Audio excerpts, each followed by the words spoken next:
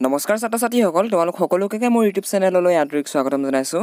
আজিৰ এই ভিডিঅ'টোত আমি আলোচনা কৰিম ক্লাছ 6 অসমীয়া কিতাপৰ 2 নম্বৰ লেচন বুদ্ধিয়ক বীৰবলৰ কমপ্লিট প্ৰশ্নৰ উত্তৰৰ সম্পৰ্কে। গতিকে তোমালোকে যদি ক্লাছ 6ত পঢ়ি আছা তেনেহ'লে ভিডিঅ'টো শেষলৈকে চাই থাকিবা আৰু যদি ভিডিঅ'টো ভাল পোৱা তেনেহ'লে ভিডিঅ'টো লাইক, কমেণ্ট আৰু লগৰ সমনীয়াৰ লগত শ্বেয়াৰ কৰিবলৈ নাপাহৰিবা।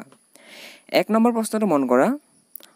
অৰণ্যত চিকাৰ কৰি কোনে ভাল পাইছিল? উত্তৰত লিখিবা। অৰণ্যত চিকাৰ কৰি আকবৰে ভাল পাইছিল। আকবৰ কোন আছিল? আকবৰ এজন ৰজা আছিল। অ'কে। খ নম্বৰ প্ৰশ্ন। ফেঁচা দুটাই কুৰুলিয়াই থকা দেখি আকবৰে কি সুধিছিল? উত্তৰ।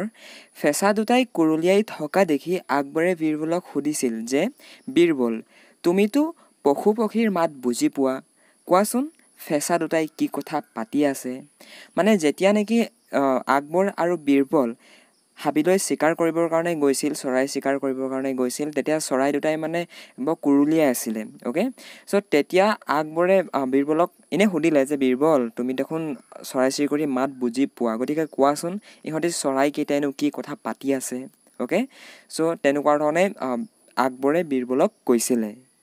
Next question. আকবৰৰ প্ৰশ্নৰ উত্তৰত বীৰবলে কি কৈছিল? উত্তৰ।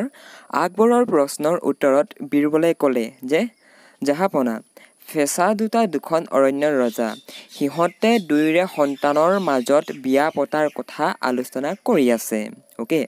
মানে আকবৰে ইয়াতে এটা মানে যিটো কুৱেশ্যন সুধিছিলে বীৰবলক, সেই কুৱেশ্যনটোৰ উত্তৰত বীৰবলে এই বুলি কৈছিলে যে আচলতে বীৰবলে চৰাই চিৰিকটি মাত বুজি নাপায়, কিন্তু বীৰবলে তাতে এটা কি কৰিলে, এটা আইডিয়া খটালে। অ'কে।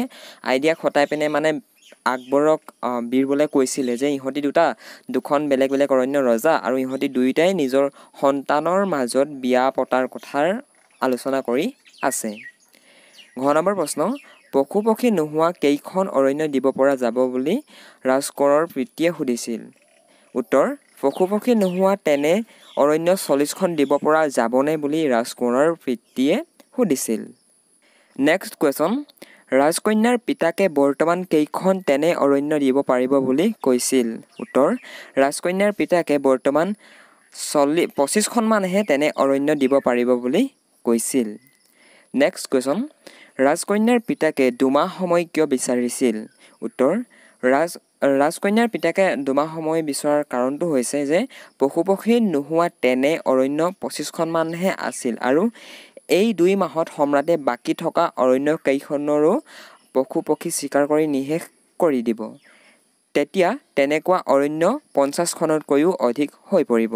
সেইকাৰণে তেওঁ দুমাহ সময় বিচাৰিছিল। ছাত্ৰ-ছাত্ৰীসকল, দ্বিতীয় নম্বৰ প্ৰশ্নটো মন কৰা। অৰণ্যত চিকাৰ কৰি থাকিলে পশু পক্ষী নিশেষ হৈ যাব বুলি কোনে কৈছিল? উত্তৰ। এই কথাষাৰ চৰাই দুটাৰ পাত্ৰীৰ পিতৃয়ে কৈছিল, কিন্তু বীৰবলে ৰজাক চৰাই মাত বুজি পায় বুলি কৈছিল। তাৰ মানে যে তোমালোকে অলৰেডি জানাই, আৰু যদি বুদ্ধিয়ক বীৰবল তোমালোকে সাধুটো পঢ়িছা তেনেহ'লে তাতো তোমালোকে পাবা যে কি হৈছিলে চোৱা, অৰণ্যত চিকাৰ কৰি থাকিলে পশু পক্ষী নিশেষ হৈ যাব বুলি এই কথাষাৰ আচলতে কোনেও কাকো কোৱা নাছিল। অ'কে। এই কথাষাৰ বীৰবলেহে নিজৰ ভিতৰৰ পৰা, নিজৰ আইডিয়া, নিজৰ মনৰ বুদ্ধিৰ পৰা মহাৰাজক কৈছিল। কাৰণ মহাৰাজে কি কৰিছিলে, অকল চৰাই চিৰিকটি নতুবা জীৱ জন্তু মৰা মেলা মানে চিকাৰ কৰিয়ে আছিল। মানে তেওঁ অকল চিকাৰ কৰি থাকিছিল, আৰু চিকাৰ কৰাৰ ফলত কি হয়, এটা তোমালোকেও জানা চাগে যে অত্যাধিক পৰিমাণৰ যদি আমি চৰাই চিৰিকটি মাৰোঁ নতুবা বনৰীয়া জীৱ জন্তুবিলাকক মাৰোঁ, তেনেহ'লে কি হ'ব, আমাৰ যি প্ৰকৃতিৰ ভাৰসাম্য টোটেলি ডিষ্ট্ৰয় হৈ যাব, মানে নষ্ট হৈ যাব। অ'কে।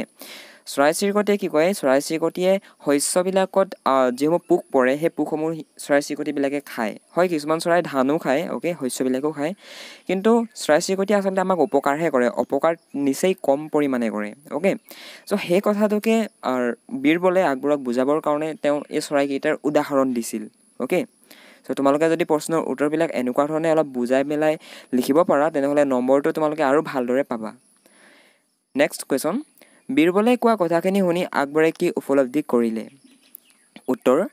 বীৰবলে কোৱা কথাখিনি বুজি পাই উপলব্ধি কৰিলে যে চিকাৰ কৰি থাকিলে অৰণ্যত পশু পক্ষী নাইকিয়া হৈ পৰিব আৰু প্ৰকৃতিৰ ভাৰসাম্য নষ্ট হ'ব। অ'কে। চ' ইয়াত তোমালোকে এইটো মিছআণ্ডাৰষ্টেণ্ডিঙত নাথাকিবা যে কি সাধুটোত আচলতে চৰাইকেইটাই কথা পাতিছে, কিবা কৰিছে। নহয়, চৰাইকেইটাই কথা পতা নাই। অ'কে। চৰাইকেইটাৰ দ্বাৰা ওকে চৰাইকেইটাক উদাহৰণ দি বীৰবলে আচলতে আকবৰক কথাটো বুজাব বিচাৰিছে যে কি চৰাই চিৰিকটিক যদি আমি এনেকুৱা ধৰণে মাৰি থাকোঁ নিধন কৰি থাকোঁ তেনেহ'লে আমাৰ এনভাইৰমেণ্টত আমাৰ প্ৰকৃতিত কেনেকুৱা ধৰণৰ প্ৰভাৱ পৰিব অ'কে বুজি পাইছা ছাত্ৰ ছাত্ৰীসকল নেক্সট কুৱেশ্যন আকবৰে শেষত বীৰবলক কি কথা কৈছিল উত্তৰ আকবৰে শেষত বীৰবলক এই বুলি কৈছিল যে আমাৰ আজিৰ অৰণ্য ভ্ৰমণ বৰ ফলপ্ৰসূ হ'ল আৰু ভৱিষ্যতে চিকাৰ কৰা হেঁপাহো মোৰ নাইকিয়া হ'ল যেতিয়া নেকি আকবৰে কথাটো উপলব্ধি কৰিলে যে চৰাই চিৰিকটিক যদি আমি মাৰি থাকোঁ আমি যদি জীৱ জন্তুক মাৰি থাকোঁ তেনেহ'লে আমাৰ যি প্ৰকৃতিৰ ভাৰসাম্য যে নষ্ট হ'ব সেই কথাষাৰ যেতিয়া নেকি বীৰবলে আকবৰক ক'লে ইনডাইৰেক্টলি মানে অলপ বুজাই দিয়া নিচিনাকৈ যেতিয়া ক'লে তেতিয়া আকবৰে কথাখিনি বুজি পালে আৰু বুজি পাই পিনে তেওঁ এই বুলি কৈছিলে আৰু এই প্ৰশ্নটো তোমালোকৰ পৰীক্ষাত আহিব পাৰে কিন্তু দেই অ'কে গতিকে মনোযোগ সহ চাবা ভিডিঅ'বিলাক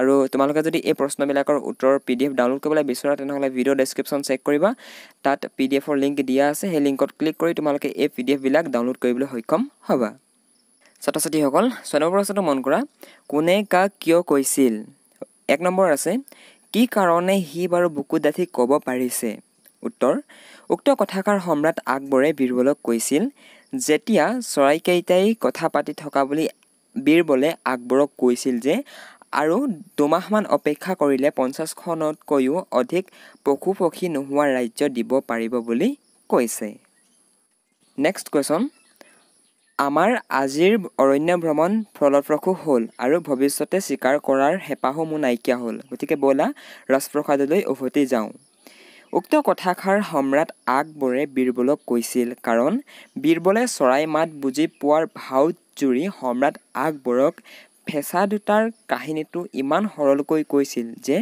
সেই কাহিনীৰ তাৎপৰ্য আকবৰে হাড়ে হিমজুৱে বুজি পালে তেওঁ উপলব্ধি কৰিলে যে চিকাৰ কৰি থাকিলে অৰণ্যত পশু পক্ষী আৰু নাথাকিব আৰু তেনে কৰাৰ ফলত জীৱকুলৰ ব্যাপক ক্ষতি সাধন হ'ব সেয়ে আকবৰে বীৰবলক উক্ত কথাখিনি কৈছিল যেতিয়া নেকি ইনডাইৰেক্টলি বীৰবলে আকবৰক কথাখিনি বুজালে যে চৰাই চিৰিকটিক যদি আমি মাৰি থাকোঁ তেনেহ'লে আমাৰ প্ৰকৃতিৰ ভাৰসাম্য নষ্ট হ'ব আমাৰ প্ৰকৃতিটো ধ্বংস হ'ব তেতিয়া আকবৰে যেতিয়া বুজি পালে কথাখিনি তেতিয়া একেবাৰে অৱশেষত আকবৰে বীৰবলক কৈছিলে যে কি ব'লা আজি আমাৰ অৰণ্য ভ্ৰমণ বহুত ফলপ্ৰসূ হ'ল আৰু ভৱিষ্যতে চিকাৰ কৰা হেঁপাহো মোৰ নাইকিয়া হ'ল গতিকে ব'লা ৰাজপ্ৰসাদলৈ উভতি যাওঁ এনেকুৱা ধৰণে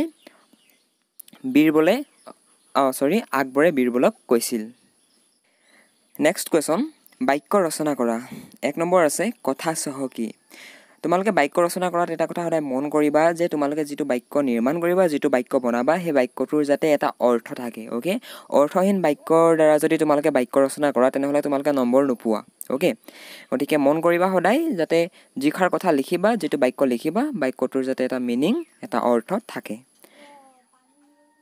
1 নম্বৰ দিয়া আছে কথা চহকী ৰাম এজন বৰ কথা চহকী মানুহ কথা চহকী মানে যে নেকি অনবৰতে কেৱল মুখখনে টেপ টেপ টেপ টেপ বজাই থাকে যে নেকি অকল কথাই কৈ থাকে তেওঁকে কোৱা হয় কথা চহকী অ'কে 2 নম্বৰ আছে কথা চুবাই ফুৰা স্বভাৱটো বৰ বেয়া স্বভাৱ তাৰমানে কিছুমান মানুহ এনে মন কৰিবা মানে কথাবিলাক বৰ বেলেগকৈ কয় অ'কে আৰু তেওঁলোকে ওৰ কথা তত লগাই গৈ মানে অকল কথাই কৈ থাকে খালীকৈ অকণো সময় নাথাকে অ'কে তেনেকুৱাবিলাক মানুহকে কথা চুবাই ফুৰা মানুহ বুলি কোৱা হয় কথা শুন শিক্ষকৰ কথা মনোযোগ দি শুনিব লাগে কথা ৰাখ সন্তানে মাক দেউতাকৰ কথা সদায় ৰাখিব লাগে অ'কে চ' তোমালোককো যদি মা দেউতাক কিবা কথা কয় তেনেহ'লে সেইটো ফ'ল' কৰিবা সেই কথাষাৰ ৰাখিবলৈ চেষ্টা কৰিবা ইমানখিনি আছিলে তোমালোকৰ বুধিয়ক বীৰবলৰ প্ৰশ্ন উত্তৰ আৰু বাকী তোমালোকৰ যিখিনি দিয়া আছে এক্সাৰচাইজ সেইখিনি তোমালোকে নিজে চাবা আৰু সেইখিনি দলত আলোচনা কৰা দিয়া আছে নকৰিলেও তোমালোকৰ কোনো প্ৰব্লেম নাই অলৰেডি মই তোমালোকক যিকেইটা প্ৰয়োজনীয় প্ৰশ্ন সেইকেইটাতো অলৰেডি ক'লোঁৱেই আই থিংক তোমালোকে ভিডিঅ'টো ভাল পালা চেনেলত যদি প্ৰথমবাৰৰ কাৰণে ভিজিট কৰিছা তেনেহ'লে চেনেলটো ছাবস্ক্ৰাইব কৰি বেল আইকনটো প্ৰেছ কৰি ল'বা যাতে মই যেতিয়া নতুন ভিডিঅ' ইউটিউবত আপলোড কৰোঁ তোমালোকে অধিক সোনকালে পাই যোৱা আৰু তোমালোকে যদি ক্লাছ 6 অসমীয়া কিতাপৰ যিমানসমূহ প্ৰশ্নৰ উত্তৰ আছে সেইসমূহ যদি এটা PDF ডাউনলোড কৰিবলৈ বিচৰা তেনেহ'লে ভিডিঅ' ডেছক্ৰিপশ্যন চেক কৰিবা তাত লিংক দিয়া আছে সেই লিংকত গৈ তোমালোকৰ ক্লাছ 6 অসমীয়া কিতাপৰ A to Z question answer PDF download কৰিবলৈ সক্ষম হ'বা চ' থেংকছ ফৰ ৱাচিং দিছ ভিডিঅ'